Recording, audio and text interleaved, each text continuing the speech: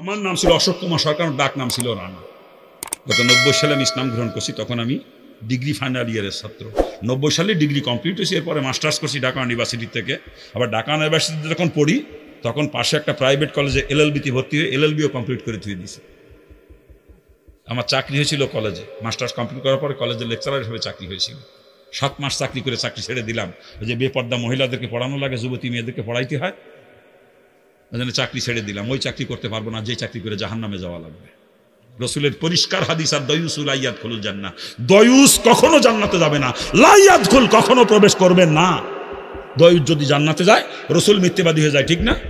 আমি জাহান্নামেতে বাঁচার জন্য মুসলমান হলাম, আবার এখন যুবতী মেয়ে গেলে পড়াইয়ে আবার জাহান্নামে যাব, অসম্ভব। চাকরিতেও লাথি মারলাম। চাকরি ছেড়ে দিয়ে মরহুম পীর সাহেবের পরামর্শ মোতাবেক মাদ্রাসায় বললাম, চরমোনার মরহুম পীর সাহেবের পরামর্শ মোতাবেক মাদ্রাসায় ভর্তি হয়ে বললাম না, আলিফ বাতে শুরু করে দাওরা পর্যন্ত পড়ছি আপনাদের দোয়া। আমার বাপ ধনী মানুষ, বাংলাদেশের অন্যতম বড় শিল্পপতি একজন আমার বাপ, কোটি কোটি টাকা। আমার বাপের যে কত সম্পদ সে নিজেও তার হিসাব দিতে পারবে না। কামাই করে বাংলাদেশের সম্পদের পাহাড় 20 বছর, এখন একটা গাড়ি কেনার সুযোগ হয় নাই আমার। অথচ প্রতি মাসে একটা গাড়ি কেনার টাকা আমি কামাই করি, প্রতি মাসে 15 লাখ টাকা ইনকাম আছে মিনিমাম আমার বর্তমানে, মিনিমাম ইনকাম 15 লাখ। এটা গাড়ি কিনা যায় না? হ্যাঁ, কিন্তু সেই টাকা যে একত্রিত করে গাড়ি কিনবো সে সুযোগ এখনো আমার হয় নাই। দোয়া করবেন।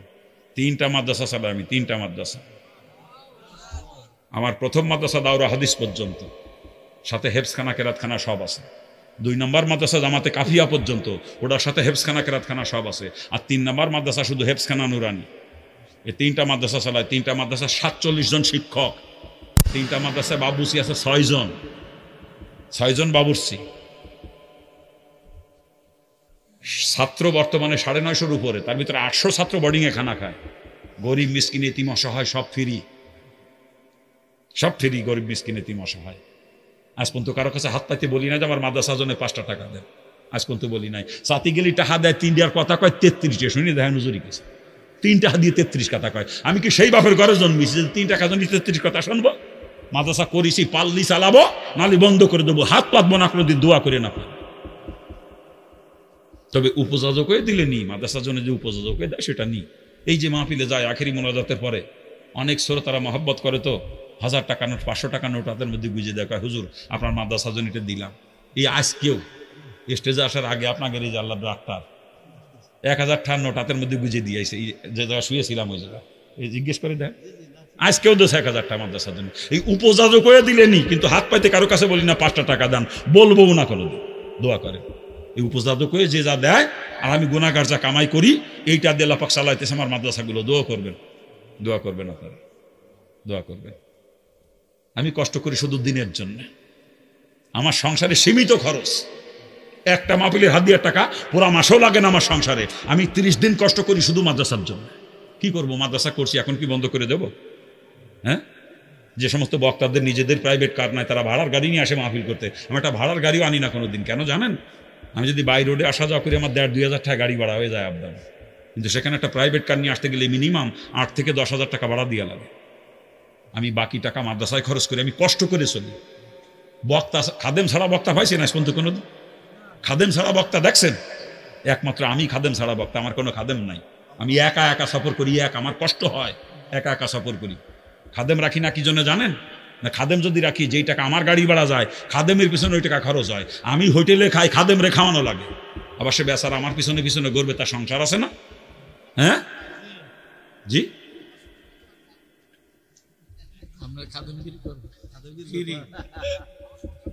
হয়েছে।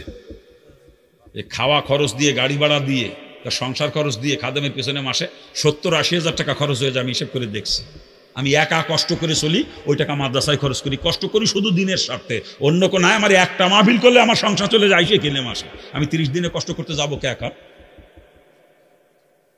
আমার দাওয়াত দিয়ে অনেকে আবার সমালোচনা করে, হুজুর এত টাকা নয়, হুজুর কন্ট্যাক্ট করে, সমালোচনা করে অনেকেই। আমারে যারা দাওয়াত দেয়, আমি পরিষ্কার করে বলি যে আমার মাদ্রাসার জন্য এটা দিতে হবে আপনাদের। যদি আপনাদের কষ্ট হয় আমারে নিয়েন না, আপনারা অন্য বক্তা দিয়ে করেন মাহফিল, আমি খুশি তাতে। নিয়ে যদি কম দেন তখন আমার কষ্ট হবে। জিজ্ঞেস করেন বলছি কিনা।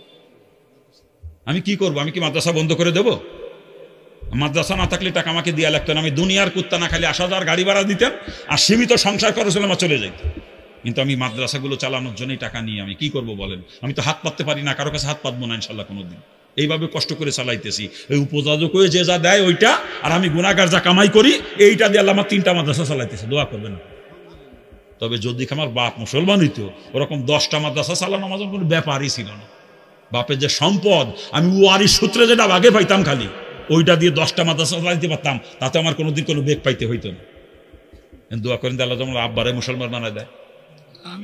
এখনো জীবিত আছে বাপ, মা মারা গেছে, মা জন্য তো দোয়াও চাইতে পারি না, আব্বা এখনো জীবিত আছে, তো দোয়া করেন আল্লাহ যেন তারা হেফাজত করে জাহান্নাম থেকে।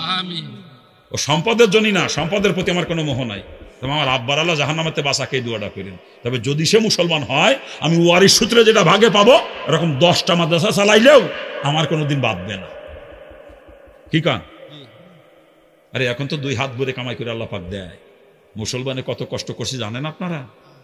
3 দিন না খেয়ে থাকছি, 3 দিন একটা দানা পেটে যায় নাই আমার। 3টা রাত ক্ষুধার যন্ত্রণা, চোখে একটু ঘুম আসে নাই কখনো আমার। পেটে ক্ষুধা থাকলে চোখে ঘুম আসে বলেন?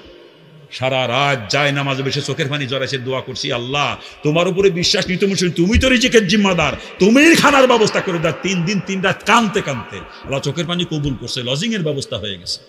4 দিনের দিন লজিং বাড়ি ভাত খাইছি 3 দিন না খাই থাকার পর। এরপরে টিউশনি করে করে পড়ার খরচ চালাচ্ছি, টিউশনি করে করে লেখাপড়ার খরচ চালাচ্ছি, কিন্তু কোনোদিন চারে না পাশে জন্য হাত পাতি নাই কারো কাছে। অথচ দেখছি কত মুসলিমরা মুসলমান হইয়ে মুসলমানদের সহযোগিতা নিয়ে অল্প দিনের মধ্যে তারা বাড়িঘর করে ফেলাইছে, আর আমি 3 দিন না খেয়ে থাকছি তবু হাত পাততে পারি নাই। একটা চিন্তা করি, আমার বাপ এত বড় ধনী মানুষ, আজকে আমি যদি হাত পাতি হিন্দুরা টিটকেরি করবে, দেখছো রে এত বড় লোকের ছেলে আর আজকে মুসলমানের বিক্রি করে বেড়াইতেছে, তখন ইসলামের বেইজ্জতি হয়ে যাবে। ইসলাম তো ভিক্ষাবৃত্তি ধর্ম না যে ইসলামের জন্য বাপ ছাড়ছি, মা ছাড়ছি, আত্মীয় স্বজন ত্যাগ করছি, বাপের কোটি টাকার সম্পদ ফেলে রেখে চলে এসে আবার আমার কারণে সেই ইসলামের বেইজ্জতি অসম্ভব। আমি না খেয়ে মারা যাবো, তবুও হাত পেতে কখন ইসলামকে কলঙ্কিত করবো। আর তুই বদমাইশ, তোর মতো 2 পাও 2 হাতালা আর একজনের কাছে সন্তান চাও, খাজা বাবার কাছে। ও তো মাটির মূর্তি বানায়, তার কাছে চায়। আর তুই তোর মতো আর একজন, যার তোর মতো 2 পা 2 হাত 2 কান 2 চোখ, তার কাছে যে সন্তান চাও, খাজা বাবার কাছে বদমাইশ। ওই হরিপদ থেকে 3 ডিগ্রি নিচেই তুই, হরিপদ থেকে 3 ডিগ্রি নিচে। তোরে যদি আল্লাহর বেহেশত দিয়া লাগে, হরিপদ তোর 500 বছর আগে বেহেশতে যাবে। মানুষে মানুষের কাছে সন্তান চায়, তারপরে জেতা মানুষের কাছে তো চায়, মরা মানুষের কাছে চায়। মাজারে যে সন্তান চায় বদমাইশের গোষ্ঠী, মাজারে যে সন্তান চায় বদমাইশ। মরা মানুষের কাছে সন্তান চায়, মানুষ হইয়ে মানুষের কাছে সন্তান চায়। দুঃখ রাখবো কোথায়? ওরে আমি হিন্দুর বাচ্চা, আমি হিন্দুর বাচ্চা জন্মের পর থেকে আমি ওইগুলো করতাম। মা দুর্গার পায়ে সেজদা দিছি, কালীর পায়ে সেজদা দিছি, এই সরস্বতীর পায়ে সেজদা দিছি, বট গাছের গুড়ায় সেজদা দিছি, তুলসী গাছের গুড়ায় সেজদা দিছি, আমি গরুর পায়ে পর্যন্ত সেজদা দিছি, গরুর পায়ে সেজদা দিছি। আমি হিন্দুর বাচ্চা, হিন্দুরা করে এইগুলো, তাই আমিও করছি। মানুষ হয়ে মানুষের পায়ে সেজদা দিছি। আমার বাপ মার গুরুদেব যখন আসতো আমাদের বাড়ি, ওই গুরুদেবের পায়ে কপাল ঠেকায় ঠেকায় সেজদা করতাম আমরা। তখন ছিলাম হিন্দু। হিন্দুরা করে এটা, হিন্দুরা করে। আর আজকে দেই মুসলমানের বাচ্চা মানুষের পায়ে সেজদা দেয়, কোন যেটা ফাইটে যায় দুঃখে। মুসলমানের বাচ্চা মানুষের পায়ে, জেতা মানুষের পায়ে তো সেজদা দেয়, মরা মানুষের কবর যে সেজদা দেয়। দুঃখ রাখবো কোথায়? তো দুঃখ রাখার জায়গা পাইনি। আমার মনে হয় ওদের জন্মের মধ্যে কোনো সমস্যা আছে, নিশ্চয়ই কোনো হিন্দুর রক্ত শরীরে বইতেছে। আর না হলে মানুষ হয়ে মানুষের পায়ে সেজদা দিতে পারে না। মানুষ কখনো মানুষের পায়ে সেজদা দিবে না, মানুষ সেজদা দিবে আল্লাহর কুদরতি কদমে। কথা ঠিক কিনা? জোরে বলেন। মানুষ সেজদা দিবে তার স্রষ্টার কদমে, কুদরতি কদমে। আর মানুষে মানুষের পায়ে সেজদা দেয়, আমার কাছে মনে হয় শরীরে নিশ্চয়ই কোনো হিন্দু রক্ত বইতেছে। আর ও যদি সত্যিকারে মুসলমানের সন্তান হইতো, ও কখনো মানুষে মানুষের পায়ে সেজদা করতো না, মাজারে যে সেজদা করতো না। এই দরগায় সেজদা করা আর দুর্গায় পায়ে সেজদা করা, দুর্গার পায়ে সেজদা করা কোনো পার্থক্য নাই। আল্লাহ তাআলা আমাদেরকে মাফ করুক, আল্লাহ মাফ করুক। আপনারা মুসলমানের সন্তান, আমি ভুল করব, আপনারা আমারে বুঝবেন। আসলে ভুলটা আপনারা ভুল করেন আর আমার বুঝন লাগে, লজ্জা করে না? আপনার মুসলমান পরিচয় দেন, লজ্জা করে না? আমারে বুঝবেন আপনারা, ওই ভুল আমি করতে পারি, কারণ আমার অভ্যাস ছিল আগে সেজদা করে বেড়ানো। আমি মাজারে যে সেজদা দিতে পারি, আমি পীরের পায়ে সেজদা দিতে পারি। যদি ভুল করি আপনারা আমাকে সতর্ক করবেন, বেটা হিন্দু তাকতি করিস ওগুলো, এখন তুমি মুসলমান, এখন আর এগুলো করতে পারবা না। মুসলমানের মাথা আল্লাহর কুদরতি কদম ছাড়া আর কোথাও নত হবে না। আমি ভুল করলে আপনারা আমার বুঝবেন। আর সে জায়গায় উল্টে আপনারা মাজারে যে সেজদা মারবেন, পীরির পায়ে সেজদা মারবেন, এই আর আমার বুঝানো লাগবে। লজ্জা করে না মুসলমান পরিচয় দেন? লজ্জা করে না? মুসলমান আমি, আপনারা না। আমি মুসলমান, আপনারা না। আমি জন্মেছিলাম হিন্দুর ঘরে, কিন্তু এখন আমি মুসলমান। আপনারা মুসলমান পরিচয় দিয়েন না। ইসলাম আপনাদের মধ্যে নাই, খালি গরু খাইয়া আর সেনুর মাথা কাটে মুসলমান দাবি করেন। ইসলামের রস্যই কারণ নাই আপনাদের মধ্যে। আপনার এলাকায় তো সব নাই, মাজার পুজো, পীর পূজা এগুলো আপনার এলাকায় নাই। আমার এলাকা আছে, তাই শোনাইতেছি আপনার। এই থামেন, কথা কেন? আল্লাহ তাআলা মাফ করুক আমাদেরকে, আল্লাহ তাআলা মাফ করুক। কয় তাজিমি সেজদা দিছি, তাজিমি সেজদা জায়েজ, তাই কয়। আদমরে সেজদা করছিল, এই আদমরে কি কোনো মানুষের সেজদা করছিল? কারা করছিল সেজদা? ফেরেশতারা। ফেরেশতাদের জন্য তাজিমি সেজদা জায়েজ, কোন মানুষের জন্য তাজিমি সেজদা জায়েজ নাই, হারাম। ফেরেশতাদের জন্য তাজিমি সেজদা জায়েজ। ফেরেশতারা আদমকে সেজদা করছিল, আর তাজিমি সেজদা আল্লাহ পাক হুকুম করছিল তাই। এই বদমাইশ, তুই কি ফেরেশতা? এই তুই কি ফেরেশতা? তুই যদি ফেরেশতা হও, আমি আদম, আয় আমার পায়ে সেজদা কর। যদি ফেরেশতা হও, ফেরেশতারা আদমের পায়ে সেজদা করছিল, কোন মানুষ মানুষকে সেজদা করবে না। তুই যদি ফেরেশতা হও, আমি আদম, আমার পায়ে সেজদা কর। আয় বদমাইশ আয়। তাজিমি সেজদা, তাজিমি সেজদা ফেরেশতাদের জন্য জায়েজ, মানুষের জন্য জায়েজ নাই। দলিল নিয়ে আয়, পারলে প্রমাণ করতে আয়। কোন বাপের বেটা আসিস, দলিল নিয়ে আয় সামনাসামনি। আমি খালি কাঁসাই গুড়ি নে, কাঁসা আটা আছে আমার, কাঁসা আটা আছে। এই কোটকে জুব্বার, কোটকে লুঙ্গি ভরি ওয়াজ করে বেড়ায়, এবারে কাঠমোল্লা মরি করেন না। এমএতে ফার্স্ট ক্লাস ফার্স্ট, এমএতে ফার্স্ট ক্লাস ফার্স্ট। কলেজের লেকচারার ছিলাম, কলেজের লেকচারার। আবার ওদিকে এলএলবিও কমপ্লিট করে থুয়ে দিছি। আমি কালা কোটের ব্যবসাও জানি, আমি একজন অ্যাডভোকেট। আবার মাদ্রাসায় দাওরা পর্যন্ত পড়ছি, দাওরা পর্যন্ত, আলিফ বাতে শুরু করে দাওরা পর্যন্ত পড়ছি মাদ্রাসায়। খালি কাঁসাই গুড়ি নে, কাঁসা আটা আছে। কোন বাপের বেটা যদি থাকিস যে তাজিমি সেজদা জায়েজ আছে, দলিল নিয়ে আয়, প্রমাণ করতে পারলে কালকে আমিও করবো তাজিমি সেজদা। আর চলিয়ে যাওয়ার পরে পুটুর পুটুর করবি, বুঝবো তো জন্মের মধ্যেও দোষ আছে। তুই বাপের বেটাও না, তোর জন্মের মধ্যে দোষ আছে। আল্লাহ তাআলা সকলকে বোঝার তৌফিক দান করুন। আরে জোরে কান না। আমি তাজিমি সেজদা, বিয়াক্কেল তাজিমি সেজদা ফেরেশতাদের জন্য আল্লাহ পাক হুকুম করছিল তাই। তুই যদি ফেরেশতা হও, তুই করতে পারিস আদমের পায়ে সেজদা। ফেরেশতাদের জন্য জায়েজ তাজিমি সেজদা, মানুষের জন্য জায়েজ নাই। খারাপ লাগতেছে নাকি? খারাপ লাগে বাজা? আমার কলজিটা ফাইটে যায় দুঃখে। মুসলমানের বাচ্চারা মাজারে মান্নত করে, মান্নত করে গরু নিয়ে যায়, ছাগল নিয়ে যায়, মোষ নিয়ে যায়। আচ্ছা, কবরে যে লোকটা শুয়ে রয়েছে, কি গরু খায়? ওই মোষ খায়, ওই মুরগি খায়। তা তুই ওগুলো দিলি কে মাজারে? ওইগুলো নিয়ে যে আরেকজন ব্যবসা করে, তুই টের পাও না? ও যে আরেকজনের ব্যবসার পদ্ধতি তুই বোঝো না? একজন মৃত মানুষকে কেন্দ্র করে ব্যবসা করে বদমাইশের গোষ্ঠী, মাজার বানাইয়ে। চিন্তা করতে পারে কত নিকৃষ্ট মানুষ ওরা, যে একজন মৃত মানুষকে কেন্দ্র করে ব্যবসা করে। ওদের থেকে নিকৃষ্ট মানুষ দুনিয়াতে নাই। ওরা কুত্তার থেকেও নিকৃষ্ট, শুয়োরের থেকেও নিকৃষ্ট। একজন মৃত মানুষকে কেন্দ্র করে ব্যবসা করে। চিন্তা করতে পারেন? যেই মানুষটা মরে গেছে, যেই মানুষটা মরে গেছে, তার জন্য আমরা দোয়া করবো, আল্লাহ পাক তার জীবনের গুনাহ খাতা মাফ করে দিক, তাকে আল্লাহ পাক জান্নাতুল ফেরদাউস দান করুক। আমরা দোয়া করব, তা না তার নামে মান্নত করে নিয়ে আসি আমরা গরু ছাগল। এই মান্নত একটা ইবাদত। মান্নত কি? ওয়াজিব ইবাদত। মান্নত ওয়াজিব ইবাদত, মান্নত আদায় করা ওয়াজিব। আর ইবাদত হবে কার জন্য? ইবাদত হবে কার জন্য? ইবাদত হবে একমাত্র আল্লাহর জন্য। খালি আল্লাহর জন্য না, একমাত্র আল্লাহর জন্য। এখানে একমাত্র শব্দ লাগাইতে হবে, নাহলে গুরুত্ব বুঝাবে না। ইবাদত হবে একমাত্র আল্লাহর জন্য, আর কারোর জন্য নয়। মান্নত জায়েজ আছে শুধু আল্লাহর নামে, আল্লাহর ওয়াস্তে মান্নত জায়েজ। কোনো মাজারে মান্নত করা হারাম, কোনো পীরের দরবারে মান্নত করা হারাম, মসজিদের নামে মান্নত করা হারাম, মাদ্রাসার নামে মান্নত করা হারাম। মানত হবে শুধুমাত্র আল্লাহর নামে। মানত একটা ওয়াজিব ইবাদত, আর মানত আদায় করা ওয়াজিব। আর মানতের মালের হকদার সম্পূর্ণ গরিব, মিসকিন, এতিম, অসহায় যারা, তারা। ধনী লোকের জন্য মান্নতের মাল খাওয়া আর শুয়োরের গোশত খাওয়ার মধ্যে কোনো পার্থক্য নাই, হারাম ধনী লোকের জন্য। মান্নত খাবে সম্পূর্ণ গরিব মিসকিন এতিম হয়। আল্লাহর নামে মান্নত করছেন, ওটা গরিব মিসকিনকে দিয়ে দিতে হবে। কোনো ধনী লোকে যদি খায় আপনার মান্নত আদায় হবে না, ওয়াজিব তরকের গুনাহগার হবেন আপনি। আল্লাহ পাক সকলকে বোঝার তৌফিক দান করুন। মুসলমানের বাচ্চারা মাজারে আগরবাতি দেয়, মোমবাতি দেয়, আপনার এলাকায় দেয় না, আমার এলাকায় দেয়। আচ্ছা এই থামেন, যেই লোকটা ভালো করে শুন, যেই লোকটা কবরে শুয়ে রয়েছে ওই কবরের মধ্যে কি ওই মোমবাতির আলো যায়, আগরবাতির গিরান যায়? তো এটা কবরে জ্বালানো সম্পূর্ণ অপচয়, ওটা জীবিত মানুষের জন্য দরকার। আপনার ঘরে আগরবাতি জ্বালান, দুর্গন্ধ চলে যাবে, সুগন্ধ আনবে, কথা ঠিক না? আপনার ঘরে মোমবাতি জ্বালাম, অন্ধকার দূর হবে, আলোকিত হবে ঘর, কথা ঠিক কি না? কিন্তু ওই কবরে জ্বালাইলেন, ওই মোমবাতির আলো কবরের মধ্যে যায় না, ওই আগরবাতির গিরানো কবরের মধ্যে যায় না, কথা ঠিক কি না? ওটা জীবিত মানুষের জন্য দরকার, মৃত মানুষের মোমবাতি আগরবাতি কোনো কাজে আসবে না। সে যদি সত্যিকার আল্লাহ ওলি হয়ে থাকে, তার কবর জান্নাতে নূরে আলোকিত হয়ে গেছে, তার কবরের মধ্যে জান্নাতে সুবাতাস বইতেছে, ঘ্রাণে ময়ময় করবে কবরের মধ্যে, কথা ঠিক কিনা? ওই আগরবাতির গিরানো কবরের মধ্যে যায় না, মোমবাতির আলোও কখনো কবরে যায় না। মোমবাতি আগরবাতি কবরে জ্বালানো সম্পূর্ণ অপচয়, সম্পূর্ণ অপচয়। আর অপচয়কারী সম্পর্কে আল্লাহ পাক কোরআনে আয়াত নাজিল করছেন, ইন্নাল মুবাজ্জিরিনা কানু ইখওয়ানা শায়াতিন। অপচয়কারী শয়তানের আপন ভাই, খালাতো ভাইও না। ওই যারা কবরে যাই মাজারে যে আগরবাতি মোমবাতি জ্বালায়, আল্লাহ কোরআনের মধ্যে কইছে ওগুলো শয়তানের আপন ভাই।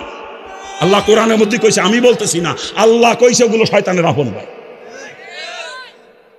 আর জীবনে দেবেন আগরবাতি মোমবাতি কবরে? জীবনে দেবেন?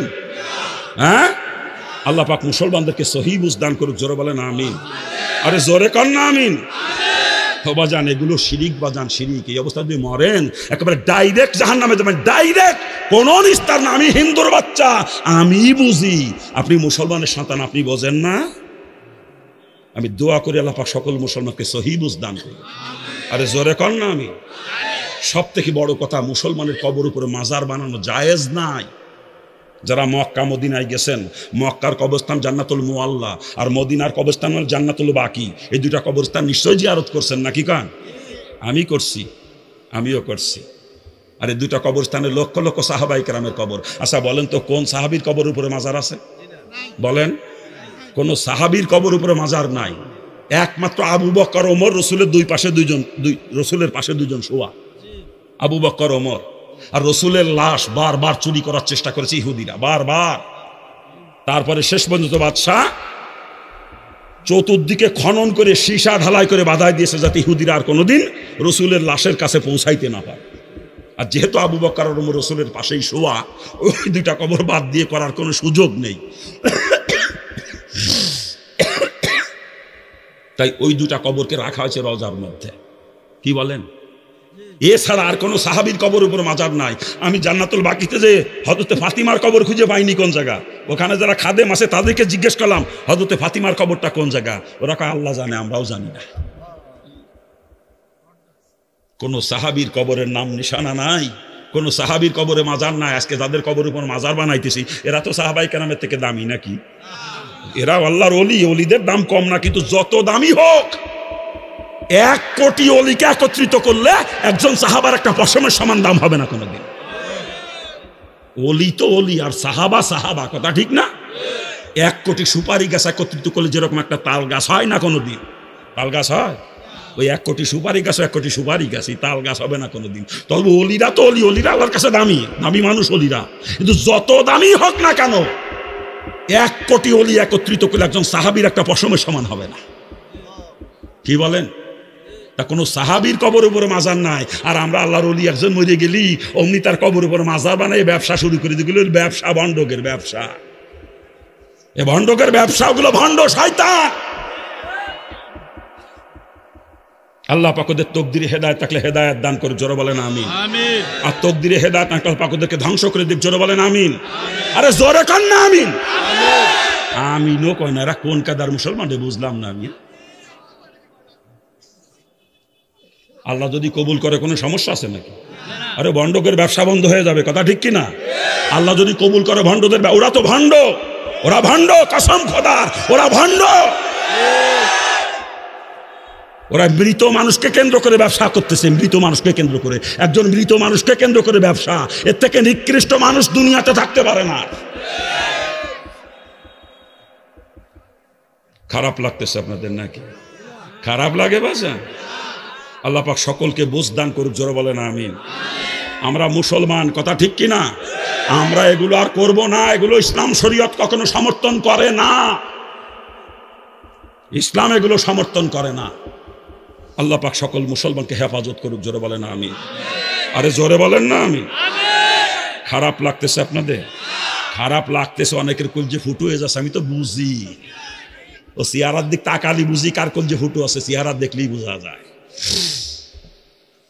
যারা ওই ব্যবসার টাকার ভাগ পায় ওদের কলজে তো ফুটো হয়ে যাচ্ছে। বাবার খাদেমগিরি করে ওরাও তো কিছু কামায়, বোঝেন না? বাবার খাদেমগিরি করে ওদেরও কিছু লাভ হয় দুনিয়া, এজন্য ওদের কলজে ফুটো হয়ে যাচ্ছে, বোঝেন? আল্লাহ পাক সকলকে বোঝার এবং আমলের তৌফিক দান করুক, জোরে বলেন আমিন। আরে জোরে কান না আমিন। আমরা কোনোদিনও মাজারে যে সেজদা দেব না, কখনো পীরের পায়ে সেজদা দেব না। সে আমার মতো একজন মানুষ হতে পারে, সে আল্লাহর ওলি, কিন্তু সেও আমার মতো মানুষ, কথা ঠিক কিনা? জোরে বলেন ঠিক কিনা? আর মানুষ হয়ে মানুষের পায়ে সেজদা দেওয়া হারাম, জায়েজ নাই। তাজিমি সেজদা মানুষের জন্য জায়েজ নাই, তাজিমি সেজদা ফেরেশতাদের জন্য আল্লাহ পাক হুকুম করছিল। ফেরেশতারা আদমের পায়ে সেজদা করেছিল, তাজিমি সেজদা। আল্লাহ পাক সকলকে বুঝ দান করুক। আরে জোরে কর না। নামাজ কালামের খবর নেই, মাজারে যে ফড়ি ত্যাগ করে। আর মাজারকে কেন্দ্র করে যত অবৈধ কাজের আখড়া গড়ে উঠছে বর্তমানে।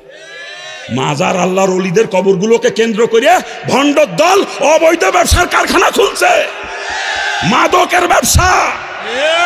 মাজারকে কেন্দ্র করে মাদকের ব্যবসা, গাঞ্জার ব্যবসা, বাবা বাবা ইয়াবা, ফ্যান্সি ডিল, ফ্যান্সি ডিল।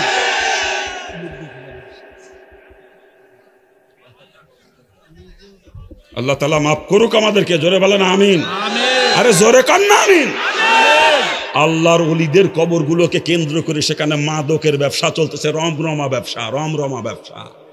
বদমাইশের দল মাদক খায় আর আমি তরিকার লোক, তরিকা কোন তরিকায় মাদক যায়, এই তরিকার দলিল নিয়ে আমার কাছে। আমি তরিকা সাইডেই জানি, কাদরিয়া, সিস্তিয়া, নকশবন্দিয়া, মুজাদ্দিদিয়া, চারটে তরিকার উপর আমি মস্ক করি, চারটে তরিকার আমি জিকির করি, 4 তরিকার উপরই আমি 4 তরিকার মস্ক করি। কোন তরিকায় মাদক জায়েজ আছে নিয়ে আয়, দলিল নিয়ে আয়। আল্লাহ তাআলা ওদেরকে হেদায়েত দান করুন, আমিন। আরে জোরে কান না আমিন। আমিন। সমাজকে ধ্বংস করতেছে, সমাজের যুবক সমাজকে আজকে ধ্বংসের পথে নামিয়েছে এই মাজারবন্ধিগুলা। মাদকের ব্যবসা করে, মাদকের ব্যবসা করে সমাজকে শেষ করতেছে, যুব সমাজকে ধ্বংস করতেছে। একজন আল্লাহর ওলির কবরকে কেন্দ্র করে সে জায়গায় গান বাজনা, বেটিগের নাচ। আল্লাহ তাআলা মাফ করুক, আল্লাহ মাফ করুক। আল্লাহর ওলিদের কবরকে কেন্দ্র করে গান বাজনা, নাচ গান, এগুলো কি বলবো কি? এগুলো বলে মুসলমান, এরা বলে মুসলমান। জুতো দিয়ে ভিটিতে পারতাম ধরে ধরে। খালি ক্ষমতা যদি হাতে থাকতে দেখতেন করতাম কি, ক্ষমতা নেই তো হাতে, এই জন্যই ভারী নিয়ে। ক্ষমতা হাতে থাকলে সব সাইজ করে ফেলাই দিতাম এক সপ্তাহের মধ্যে, এক সপ্তাহের মধ্যে সব সাইজ হয়ে যেত। ক্ষমতা যদি খেলে আমার হাতে থাকতো বাংলাদেশে, এক সপ্তাহের মধ্যে ওগুলো সাইজ করে ফেলতাম। ক্ষমতা দেন না আমার হাতে, দেখেন করি কি। মুসলমান হইয়ে গান বাজনা, ইসলামে গান বাজনা হারাম। আবার গান গায় কয় কোন কিতাবে লেখা আছে হারাম বাদ্য গান? এই তুই কোন কিতাব মানিস? কোরআন মানিস? এই কোরআন মানিস? এই কোরআনে সূরা লোকমান খোল, সূরা লোকমানের তাফসীর দেখ, তাফসীর পড়, লাহু আল হাদিসের ব্যাখ্যা কি লাগছে পড়। গান বাজনা ইসলামে হারাম। রসুলের পরিষ্কার হাদিস, কুল্লু গিনাউ হারামুন, সমস্ত গান হারাম। শুধুমাত্র জায়েজ আছে হামদার নাত, আল্লাহর শানে যেই গজল, নবীর শানে যে গজল, এটা জায়েজ আছে। তাও বাজনাবিহীন অবস্থায় গজল জায়েজ, বাজনার সঙ্গে হইলে গজল পর্যন্ত মুসলমানের জন্য শোনা হারাম। অন্য হাদিসের মধ্যে রসুল বয়ান করেছেন আল গিনাউ রুকিয়াতুজ জিনা। রসুলের হাদিস, আমার বাপের ঘরের কথা না। রসুল বলেন গান হলো জিনার মন্ত্র, অতএব যেখানে গান বাজনা হয় সেখানে জিনা হয়, কোনো সন্দেহ নাই। যদি না হয় রসুলের হাদিস মিথ্যা হয়ে যায়। আর কসম খোদার, কসম খোদার, কসম খোদার, রসুলের কোনো হাদিস কখনো মিথ্যা হবে না, আমার রসুল কখনো মিথ্যাবাদী হবে না। অতএব যেখানে গান বাজনা হয় সেখানে জিনা হয়, কোনো সন্দেহ নাই, কোনো সন্দেহ নাই। রসুলের হাদিস ওগুলো জিনার আঁকড়া হয়েছে বর্তমানে ওইগুলো। আল্লাহ পাক ওদের তকদিরে হেদায়েত থাকলে হেদায়েত দান করুন। আল্লাহ পাক ভণ্ডদের ভণ্ডামি থেকে এই মুসলমানদের ঈমান আকীদা হেফাজত করুন। আরে জোরে কান্না আমিন। মুসলমানদের ঈমান আকীদা আল্লাহ হেফাজত করুক ভণ্ডদের হাত থেকে, জোরে বলেন আমিন। এ জোরে কান্না আমিন। এমন বন্ড আমি দেখছি একেবারে ক্লিন শেভ, একেবারে ক্লিন শেভ। সেনু বাইর করে দেখবেন মাথা কাটা তালি বসবেন মুসলমান, তার আগে বোঝার কোনো কায়দা নাই। এগুলো পীর হয়েছে আমাদের দেশে, দাড়ি কামায় পীর, রসুলের কলিজায় খুন লাগায় পীর হয় বদমাইশ, চিন্তা করে না। দাড়ি যে কামায়, শরীয়তের ভাষায় তাকে বলছে ফাসেক। ফাসেক, আর কসম খোদার কোন ফাসেক কখনো আল্লাহর ওলি হতে পারে না। কোন ফাসেক কখনো আল্লাহর ওলি হতে পারে না। পর্দার বালাই নাই, পর্দার বালাই নাই, পর্দার বালাই নাই। অথচ পর্দা ফরজ। শরীয়তের সমস্ত ফরজের মধ্যে পর্দার গুরুত্ব সব থেকে বেশি। নামাজ ফরজ, কিন্তু 24 ঘন্টার ভিতরে ঘন্টা খানিক নামাজ ফরজ। 5 ওয়াক্ত ফরজ নামাজ 17 রাকাত। 17 রাকাত নামাজ পড়তে 1 ঘন্টা লাগে না, আরো কম লাগে। সেখানে আমি 1 ঘন্টা ধরছি। 24 ঘন্টার মধ্যে 1 ঘন্টা নামাজ ফরজ। 24 ঘন্টার মধ্যে 1 ঘন্টা নামাজ ফরজ। রোজা ফরজ, 12 চাঁদের ভিতরে 1 চাঁদ রোজা ফরজ। জাকাত ফরজ, মালদারের জন্য বছরে 1 বার জাকাত দেওয়া ফরজ। হজও ফরজ, মালদারের জন্য জীবনে 1 বার হজ করা ফরজ। কিন্তু পর্দা 24 ঘন্টার জন্য ফরজ। 24 ঘন্টা। 1 সেকেন্ডের জন্য বেপর্দা হাজুরি, 1 সেকেন্ড সাথে সাথে একটা কবিরা গুনাহ। আর একটা কবিরা গুনার নিম্নতম সাজা 7000 বছর জাহান্নাম। চিৎকার দিয়ে বলেন নাউজুবিল্লাহ। এটা হলো পর্দার গুরুত্ব। আর পর্দার এরিয়া কতটুকু? যাকে বিয়ে করা হারাম তার সঙ্গে দেখা দেওয়া জায়েজ, আর যাকে বিয়ে করা জায়েজ তার সঙ্গে দেখা দেওয়া হারাম। এটা পর্দার এরিয়া। অর্থাৎ যাকে বিয়ে করা যাবে না তার সঙ্গে দেখা দেওয়া যাবে, আর যাকে বিয়ে করা যাবে তার সঙ্গে দেখা দেওয়া যাবে না। দেখা দেওয়া হারাম। বিয়ে হওয়ার আগ পর্যন্ত তার সঙ্গে দেখা দেওয়া যাবে না। দেবরের সঙ্গে ভাবি দেখা দেওয়া হারাম, দুলাভাইয়ের সঙ্গে শালি দেখা দেওয়া হারাম, ননদের জামার সঙ্গে শালা বউ দেখা দেওয়া হারাম, মামাতো ভাই, খালাতো ভাই, চাচাতো ভাই, ফুফাতো ভাই, তালতো ভাইদের সঙ্গে বোনের দেখা দেওয়া হারাম, বিয়ের সঙ্গে বিয়ান দেখা দেওয়া হারাম, উস্তাদের সঙ্গে ছাত্রী দেখা দেওয়া হারাম, পীর সাহেবের সঙ্গে মহিলা মুরিদ দেখা দেওয়া হারাম।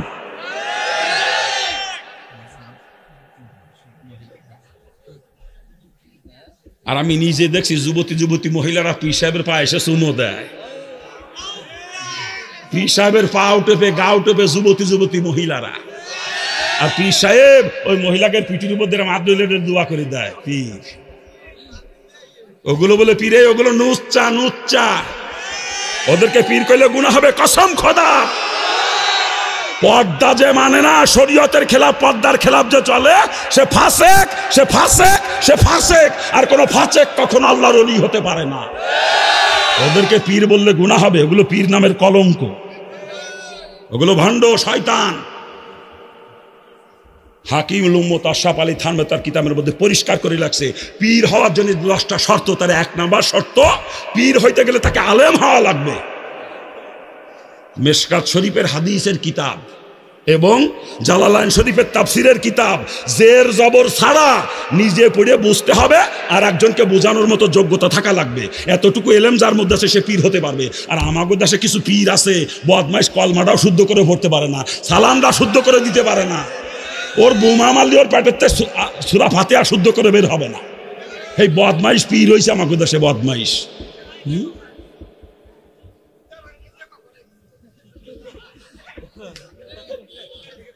আল্লাহ পাক সকলকে বোঝার তৌফিক দান করুক। জোরে বলেন আমিন। আরে জোরে কর না আমিন। ও বাজান, আলোচনা করতেছিলাম শিরক নিয়ে বাজান, ঈমান নিয়ে আলোচনা করতেছি। ঈমানদার কাকে বলে? যে গায়েবকে বিশ্বাস করে, তার নাম হচ্ছে ঈমান। ঠিক কিনা? জোরে বলেন। আর গায়েবের যত খবর নবী রাসূলরা নিয়ে আসছে, আসমানি যত খবর গায়েবের, ফেরেশতাদেরকে কে কোনোদিন দেখি না, কিন্তু 2 কাঁধে 2 জন বসে আছে, 24 ঘন্টা আমাকে মনিটরিং করতেছে। কথা ঠিক কিনা? জোরে বলেন। আমার প্রতিটা পদক্ষেপ লিপিবদ্ধ হইতেছে, প্রতিটা শ্বাস প্রশ্বাস, প্রতিটা কথা কাজ সব লিপিবদ্ধ হইতেছে। আমি থুতু ফেললেও লিপিবদ্ধ হইতেছে। ঠিক কিনা? জোরে বলেন। এ বিশ্বাস করেন? কাজ কলা মিথ্যে কথা কনকে। সত্যিই বিশ্বাস করতে পারতাম 2 জন ফেরেশতা কিরামান কাতিবিন আমাকে 24 ঘন্টা মনিটরিং করতেছে, আমি ব্যবসা করতে যে মালের ভিতরে ভেজাল ঢোকাতে পারতাম না, ওজনে কম বেশি করে বেচা কিনা করতে পারতাম না, মিথ্যা কথা বলে মাল বিক্রি করতে পারতাম না, আমি চাকরি করতে যাইয়া টেবিলের তাল দিয়ে কামাই করার ধান্দা করতে পারতাম না, কারণ 2 জন ফেরেশতা আমাকে মনিটরিং করতেছে। কি কথা ঠিক কিনা? ওগুলো মুখে স্বীকার করি, অন্তরে বিশ্বাস নাই। অন্তরে বিশ্বাস পয়দা হলে আমার জিন্দগি রোগ পাল্টে যাইতো, আমার চলার গতিপথ পরিবর্তন হয়ে যাইতো, আমি সোনার মানুষ হয়ে যাইতাম। আমাকে দিয়ে কোনো অন্যায় কাজ বা গুনার কাজ কখনো হইতো না। কথা ঠিক কিনা? জোরে বলেন ঠিক কিনা? আসলে ওগুলো অন্তর থেকে বিশ্বাস করতে পারি না, মুখে স্বীকার করি। কথা ঠিক না? কবরে তো কতই গেছেন আর আইছেন আপনারা নাকি? হ্যাঁ, কবরে কারো জনের শান্তি হবে, কারো জনের শাস্তি হবে, দেখে আইছেন কেউ? রসুল পরিষ্কার করে জানিয়েছেন, আল কবরু রাউজাতুম মিনাল জান্নাহ আল হুফরাতুম মিন হুফারিন নার। কবর কারো জন্য জান্নাতের বাগান হবে, কারো জন্য জাহান্নামের গর্ত হবে। কারো কবরের মাটি চতুর্দিকে প্রশস্ত হয়ে যাবে চোখের দৃষ্টি সীমা পর্যন্ত, আর কারো কবরের মাটি উভয় পাশ থেকে এমন ভাবে চাপ দিবে সিনার হাড্ডিগুলো এইভাবে ঢুকে চলে যাবে এক পাশে হাড্ডি আর এক পাশের মধ্যে। কারো কবরের মধ্যে জান্নাতি ফরাশ বিছাই দেওয়া হবে তার ঘুমানোর জন্য, আরামের বিছানা। আবশিরু বিল জান্নাহ, আল্লাহ পাক কোরআন পাকের মধ্যে বলছে ফেরেশতাদের হুকুম করবে ওর কবরের মধ্যে জান্নাতি ফরাশ নিয়ে বিছাইয়া দাও, সে আরামের বিছানায় ঘুমাবে। আর কারো কবরের মধ্যে সাপ আর বিচ্ছু দিয়ে ভরপুর করে দেবে তাকে দংশন করার জন্য। ওই সাপ কবরের ভিতরে ঢুকে বলবে, আমার পরওয়ারদিগার আমারে পাঠাইছি, তুই ফজরের নামাজ পড়ো নাই, তোকে জোহর পর্যন্ত কামড়াবো। জোহর পড়ো নাই আসর পর্যন্ত কামড়াবো। আসর পড়ো নাই মাগরিব পর্যন্ত কামড়াবো। মাগরিব পড়ো নাই এশা পর্যন্ত কামড়াবো। এশা পড়ো নাই পরবর্তী ফজর পর্যন্ত 24 ঘন্টা ওকে দংশন করতে থাকবে। একটা সবল দিবে 70 গজ মাটি নিচে ঢুকে যাবে, আবার নখ দিয়ে টানি তুলবে, আবার দংশন করবে। এইভাবে হাসরের ময়দান কায়েম হওয়া পর্যন্ত ওই বদমাইশ কবরের মধ্যে আযাবে গ্রেফতার থাকবে। এক ওয়াক্ত নামাজের কারণে কমপক্ষে 2,88,00,000 বছর জাহান্নামের আযাব ভোগ করা লাগবে। রসুলের হাদিস এটা, রসুলের হাদিস, কথা হবে না। আজকে অধিকাংশ মুসলমান নামাজ পড়ে না, অধিকাংশ মুসলমান